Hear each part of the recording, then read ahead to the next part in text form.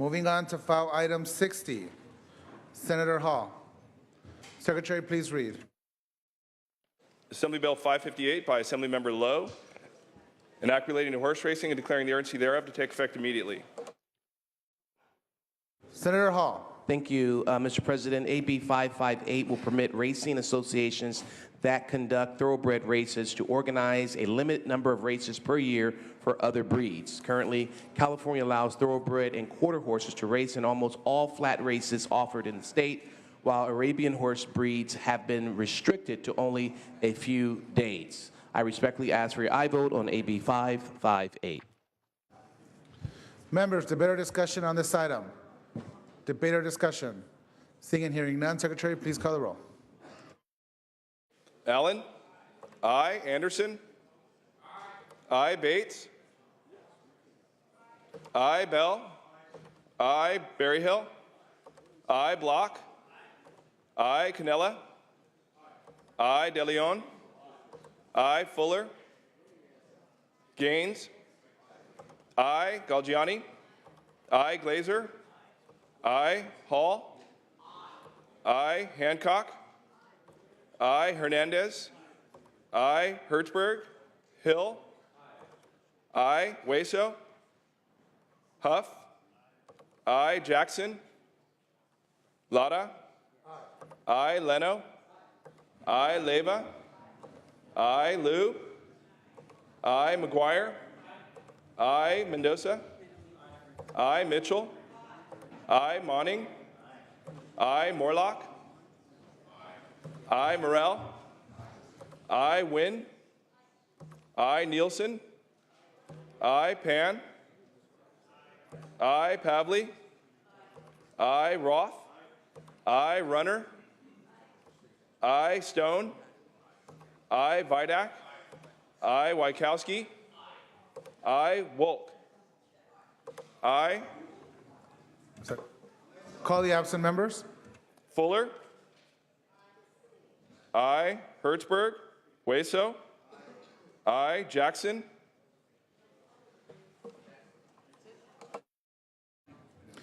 Ayes 38, no zero on the urgency. Ayes 38, no zero on the measure. The measure passes. Members, we're going to move back to Assembly. Oh, we're on Assembly third reading. Item 57. Senator Hancock. Thank you very much, Mr. President. Secretary, please read. Assembly concurrent resolution 122 by Assemblymember Burke relative to American Heart Month and Wear Red Day in California. Senator Hancock. Thank you, Mr. President and members. ACR 122 recognizes the month of February as American Heart Month in California and February 5th as Wear Red Day in California, trying to raise awareness of the importance of the ongoing fight against heart disease and stroke. This year, we especially call attention to the fact that heart disease and stroke kill 1 in 3 women, and we need to continue to call attention to this and to encourage women to look at the risk factors and take their health in their own hands and address the risk factors so that they do not also fall to this disease. I would ask for your aye vote. Members, debate or discussion on this item? Debate or discussion? Seeing and hearing none, is there objection to using a unanimous roll call? Seeing and hearing none, ayes 39, no zero, the resolution is adopted.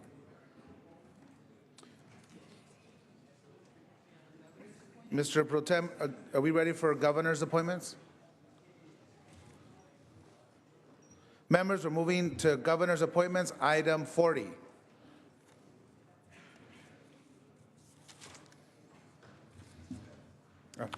Thank you, Mr. President. Colleagues, we have file item number 40, a governor's appointment, Ms. Karen Smith, the Director of Public Health Officer, State Department of Public Health. She is originally from Sonoma, or I should say Napa County. She does understand her position extremely well and is very proactive in terms of maintaining the overall health of Californians. This is a department that works closely with the county health departments, the 58 counties throughout the state of California on issues such as AIDS, HIV, tuberculosis, vector control, and now, as of late, the issue of Zika infections. So it's a very, very important position. She's been there about a year. She received a bipartisan vote on the Senate Rules Committee, 4-0. We did have one absent that day. Would have been 5-0. With that, Mr. President, colleagues, I respectfully ask for an aye vote. Members, debate or discussion on this item? Debate or discussion? Seeing and hearing none, Secretary, please call the roll. Allen? Aye. Anderson? Aye. Bates? Aye. Bell? Aye. Berryhill? Aye. Block? Aye. Canella? De Leon? Canella, aye. De Leon? Aye. Fuller? Gaines? Aye. Galgiani? Aye. Glazer? Aye. Hall? Aye. Hancock? Aye. Hernandez? Aye. Hertzberg? Hill? Aye. Hueso? Aye. Huff? Aye. Jackson? Aye. Lara? Aye. Leno? Aye. Leyva? Liu? Aye. McGuire? Aye. Mendoza? Aye. Mitchell? Aye. Monning? Aye. Morlock? Aye. Morell? Aye. Wynn? Aye. Nielsen? Aye. Pan? Aye. Pavley? Aye. Roth? Aye. Runner? Aye. Stone? Aye. Vidak? Aye. Wykowski? Aye. Wolk? Aye. Call the absent members. Fuller? Hertzberg? Leyva? Leyva, aye. Ayes 38, no 0. The appointment's confirmed. Senator De Leon, are you, members, we're going to move to privileges of the floor.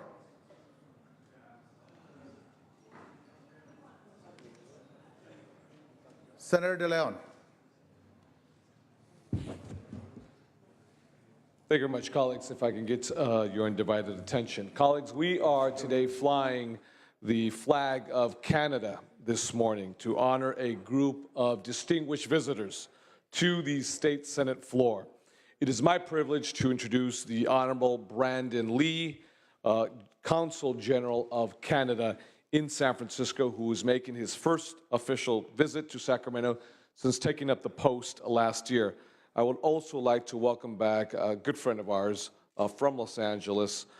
He is the Honorable James Villanueva, or also James Villanueva, the Consul General of Canada in Los Angeles, who's been serving since February of 2014. Make no mistake, the importance that Canada places on its relations with California is reflected in the high caliber of official representation here. Previously, Consul General Lee worked in the private sector, as recently in Geneva, as a pioneer in online banking in North America, as well as with large-scale telecommunications and IT management consulting firms. Since joining the Canadian Department of Foreign Affairs and International Trade in 2004, he has served as the first Director of Innovation in senior positions at the World Trade Organization and the International Committee of the Red Cross. As you can tell, he brings, with the election of Prime Minister Trudeau, he brings that Canadian cool, to California. Consul General Villanueva has a long and notable career with Anheuser-Busch InBev, the world's largest brewing company. He started in sales and marketing, eventually moving into global corporate affairs. Accompanying the Consul Generals are the Honorable Yves Boulot, as well as Corporal Mike Roken of the Royal Canadian Mounted Police. As you know, our friends from Canada have been in Sacramento, leading the 10th annual Canada Day, held yesterday to highlight the close relationship between California and Canada. Canada is one of our largest trade partners, with over 10% of the foreign-bound exports going to our northern neighbor in 2015 alone. In addition to trade, through our partnership with the Western Climate Change Initiative, Canada and California have made significant strides towards reducing emissions and promoting the production of clean and renewable energy. I know that for a fact because I had an opportunity to meet with several of the ministers of the environment of the various provinces in Lima, Peru at the COP20, as well as just recently in Paris with COP21. And if you look towards the Canadian flag, the maple leaf has 12 distinct points.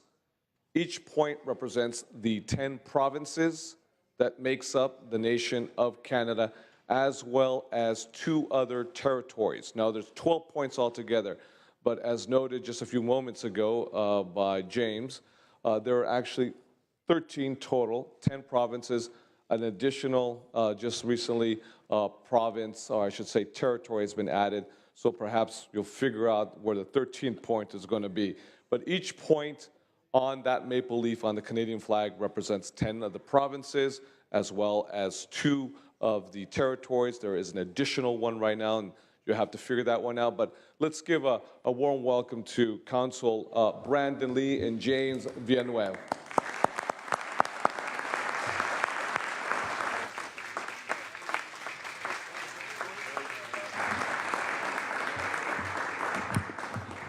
Members, let's give a warm California welcome to our Canadian friends. Senator De Leon.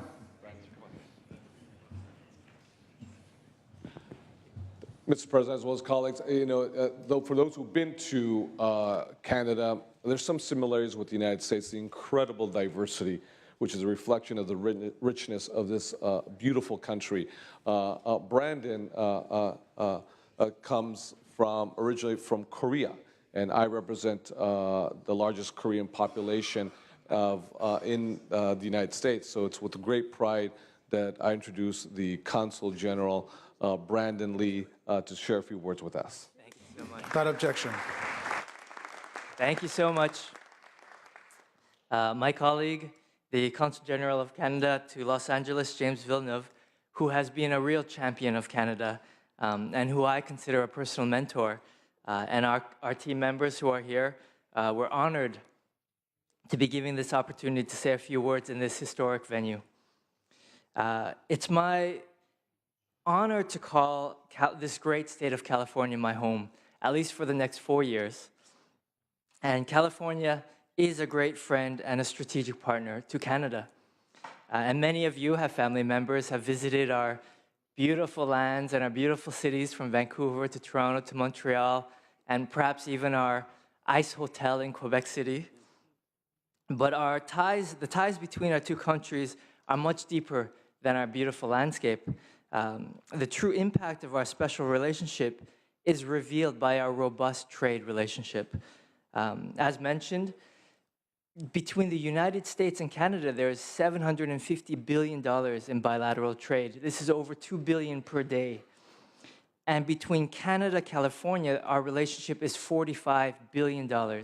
And 1.2 million jobs here in this state of California depend on Canadian trade. And of course, countless more in Canada. And in California, Canada is the 2nd largest trading partner, just behind Mexico, but larger than China and Japan combined. And I think Canadians are known for their humility and their modesty, but I'm proud to give these facts to all of you today.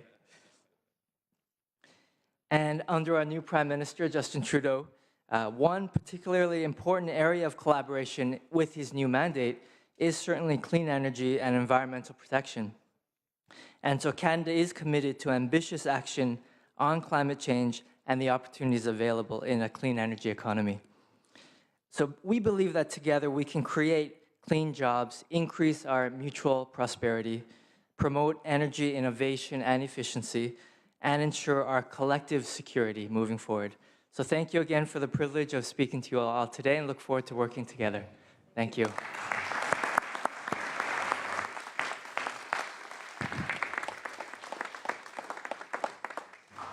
Again, welcome, Mr. Ambassador. Members, we're going to move back to Assembly third reading. File item 61, members. Assembly third reading, file item 61. Senator McGuire, are you prepared to take up this item? Secretary, please read. Assembly Concurrent Resolution 116 by Assemblymember McCarty relative to National Kidney Month. Senator McGuire. Good morning, Mr. President. Good to see you again. And members, I rise in honor of National Kidney Month, brought forward by the great Assemblymember McCarty. Most people don't know how much their kidneys are important to their actual health. Kidneys filter 200 liters of blood a day, help regulate blood pressure and direct red blood cell production. But they're also very prone to disease. Approximately 26 million Americans suffer from kidney disease. But there is good news. If caught early, kidney disease can be slowed or even stopped. And during the month of March, National Kidney Month, the National Kidney Foundation will offer free screenings to Californians along with other resources relative to kidney health awareness. Please join me, along with Assemblymember McCarty, in support of National Kidney Month. Mr. President, would respectfully ask for an aye vote. Members, debate or discussion on this item? Debate or discussion? Seeing and hearing none, is there objection to using a unanimous roll call? Seeing and hearing none, ayes 39, no 0. The resolution is adopted. Members, we're going to move to return back to motions and resolutions. It's the time for adjourned memories. Senator Pan. Thank you, Mr. President. Senators, I rise today to adjourn in memory of Jiro Jerry Enomoto, who passed away on January 17th of this year. In 1971, he was appointed by Governor Reagan to become the first Asian American prison warden in California, and Mr. Enomoto also served as the first Asian American director of a State Department from 1975 to 1980, when Governor Jerry Brown appointed him director of the Department of Corrections. Mr. Enomoto also continued to move up the ladder. In 1994, he was appointed by President Bill Clinton as the first Asian American U.S. Marshal for the Eastern District of California, a post that he held until his retirement in 2002. As U.S. Marshal, Mr. Enomoto oversaw 34 counties and was involved in the Greater Sacramento Area Hate Crimes Task Force, which gained national recognition for their achievements. In addition to his professional achievements, he was also a leader in our community. Mr. Enomoto held a number of leadership positions within the Japanese American Citizens League, including serving twice as national president between 1966 and 1970, where he was a strong and effective leader for civil rights. Along with his wife, Mr. Enomoto was a co-founder of the annual Martin Luther King Jr. Dinner and other MLK Day events that symbolize the principles of freedom and unity and the celebration of diversity. Jerry Enomoto has established a legacy that's much larger than what can be said today here on the floor. He is a longtime resident and leader in Sacramento, and to celebrate his life, there's going to be a memorial service this Saturday on March 5th in the Grand Ballroom here in downtown Sacramento, honoring him at 1:30. Again, I hope we can adjourn in his memory. Thank you. Thank you, Senator Pan. Please bring Mr. Enomoto's name forward so it can be properly memorialized. Senator Morlock. Thank you, Mr. President. I'd also like to segue a little bit and say I think our secretary today has been doing a very good job. Thank you, Mr. Taylor. Colleagues, I wish to adjourn today's meeting in honor of Jack Lindquist. Jack was the first president of Disneyland. He passed away recently at the age of 88. He was a Villa Park resident, and he began his four-decade career at Disneyland when he was hired by Walt Disney as its advertising manager a few months after the theme park opened in July of 1955. He was a trailblazer in marketing Disneyland and served as its president for 3 years before retiring in 1993. He was inducted as a Disney legend in 1994. If you look carefully when you visit Disneyland, the window above City Hall on Main Street, USA reads, J.B. Lindquist, Honorary Mayor of Disneyland, Jack of all trades, Master of fun. He made sure Disneyland was the happiest place on earth for each guest who walked through the gates, setting the standard for every leader that followed, said Bob Iger, Chairman and Chief Executive at the Walt Disney Company. He was born in Chicago on March 15, 1927.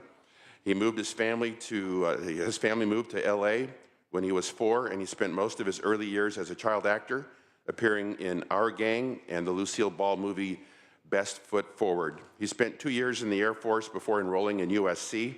His nickname, Goofy of Sports, came about when he attempted to make the USC football team as a freshman, but broke both ankles trying to field a punt. Lindquist joined Disneyland at age 28 and embarked on a 38-year career, moving up as a director and vice president of marketing for the Anaheim Park and Walt Disney World. He also helped set up the marketing division for Tokyo Disneyland. He was an influential part of a team that created many programs still in place at Disneyland and other Disney-themed parks today, including advanced ticket sales, Grad Night, the Disneyland Ambassador Program, and Disney Dollars. Disneyland's Grad Night, a rite of passage for many high school graduating seniors in Southern California, came about in 1961 after a group of PTA moms reached out to Lindquist. He added stipulations to host the event. Everyone had to arrive by bus, there had to be a chaperone for every 20 students, and students had to abide by a strict dress code. In 1982, my sister went to Grad Night, and the gentleman that escorted her is now the pastor that leads the Bible study here, Pastor Frank Erb. So when I came up here and said Frank Erb was here, my sister had to send me a photo from 1982 of Grad Night at Disney, so it's really special. I met Jack and just a little bit before 2000, he was working on a major event in Orange County to celebrate the millennial, the year of 2000. Just a gracious man, bright and active, and was also involved with Chapman University and served there as a trustee, where my youngest son would graduate just a couple years ago. He is survived by his wife, Isabel, and his 5 children, David, Gary, Troy, Jim, and Kimberly. He has 16 grandchildren and 7 great-grandchildren. Colleagues, let's remember his family at this time of loss, and thank you for allowing me to adjourn in his memory, Mr. President. Thank you, Senator Morlock. Please bring his name forward so that he may be properly memorialized. Senator Stone. Thank you, Mr. President. Good morning, members. I rise today and hope you'll join me in adjourning in the memory of an American hero who served in World War II. Mr. Jerry Pettis, the father of my district field representative, Greg Pettis, passed away last week at the age of 95. He had an amazing life and he raised an amazing family. A radio man for the United States Coast Guard in World War II, Jerry Pettis helped set up long-range navigation systems in the Mariana Islands, Japan, and Hawaii to help B-29 bombers in their mission to defeat the enemy of the United States. Jerry Pettis helped in the Iwo Jima battle. He was a radio expert who saved American lives by diverting damaged planes from bombed-out runways to, thankfully, safe crashes in the waters around Iwo Jima. At least one wounded pilot was saved because of the efforts of Jerry Pettis, but since that time, he has done so much more. Jerry was 95 years old and is among the last of America's heroes who served in World War II. I'm proud to know his son, Greg. I'm proud that Greg is a part of my staff. I want him and his family to know that California and the state Senate is proud of his father, Jerry, for not only raising a great family, but also helping a nation in our time of need. God bless Jerry Pettis, and thank you for allowing me to adjourn in his honor. Thank you, Senator Stone. Senator De Leon.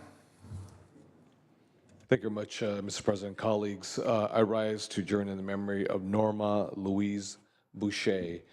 Many of you know Ms. Boucher's son, Ray Boucher. Norma was born in Lowell, Massachusetts on January the 3rd, 1933, the youngest of 8 children to an Irish Catholic family. She graduated from Lowell High School as a member of the Honor Society. She met her husband, Raymond James Boucher, through his brother, married soon after his return from the Korean War. Together they had 8 children, a large, good Irish Catholic family, 5 boys and 3 girls, Donna, Raymond, Stephen, David, Joyce, Paul, James, and Eileen, within 12 years of each other. Raymond Sr. passed away 27 years ago. Norma worked in a gift shop at the Broadmoor Hotel in Colorado Springs for over 30 years, and each Christmas she was known as Miss Claus. Customers got to know her by her first name, and though she retired a few years ago, many remain in touch with her until just recently. Norma quietly contributed to many organizations that help the poor, the afflicted, as well as military veterans. She loves spending time with her 14 grandchildren and could be seen each week playing bingo with family as well as friends. She lived life and lived through tragedy with dignity and grace and never lost her sense of humor. I know, again, I just stated a few moments ago, many of us know Raymond Boucher, consumer trial attorney from Los Angeles. Please join me in adjourning in the memory of Norma Louise Boucher. Thank you. Thank you, Mr. Pro Tem. If we can please have Ms. Boucher's name so she can be properly memorialized. Members, any additional adjourned memories today? Announcements? Senator Mitchell. Thank you very much, Mr. President. I'd like to announce that Budget Subcommittee number 3 on Health and Human Services will convene at 10:15 in room 4203. Sub 3, 10:15, room 4203. Thank you. Thank you. Additional announcements then. Senator Wolk. Thank you, Mr. President. Sub 2 will meet in room 112 upon adjournment of session. Senator Hancock. Budget Sub 5 will meet at 10:15 in room 113. Senator Block. And Budget Sub 1 will meet at 10:15 in room 3191. Thank you. Oh, Senator Roth. Thank you, Mr. President. Budget Subcommittee number 4 will meet at 10:15 in room 2040. Thank you. Thank you.